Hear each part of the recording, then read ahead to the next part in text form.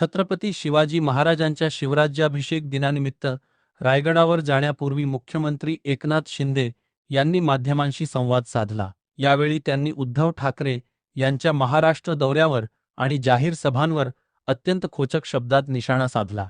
रायगडावरच्या शिवराज्याभिषेक दिनासाठी आम्ही आलेलो आहे। सगळ्या गोष्टी व्यवस्थित होतील छत्रपतींच्या आशीर्वादाने। लवकरच होईल निर्णय, काही अडचण नाही। आता एक महत्त्वाचा प्रश्न असा पडतो की उद्धव ठाकरे दौरे करतायत खासदार नंतरचे आणि सभा घेतात, जाहीर सभा घेतात, त्याच्यावरती तुमचं काय बोलणार मी? आता जाहीर सभा घ्यायला त्यांना मीच लावलेल्या आहेत, बरोबर ना? आता मी कामाला सगळ्यांना लावलेलं आहे आणि खरं म्हणजे हे एक म्हण आहे, वराती मागून घोडे।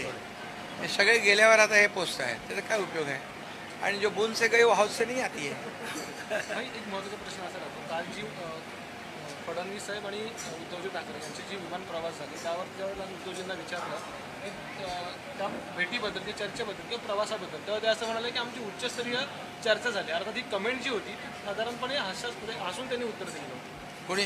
उद्धव ठाकरे। विमानापेक्षा इमान महत्त्वाचं असतं आणि त्यामुळे 2019ला जी बेईमानी केली, महाराष्ट्रातल्या जनतेने एकाच विमानाचा प्रवास करायचं तिकीट दिलं होतं, परंतु त्यांनी काँग्रेसच्या बुडत्या झाडामधून प्रवास सुरू केला। आता ते गटांगळ्या खात सुटलेत आणि त्यामुळे अशा प्रकारचे प्रयत्न जे आहेत ते सुरू आहेत। परंतु देवेंद्रजी खूप हुशार आहेत आणि त्यांनी 2019ला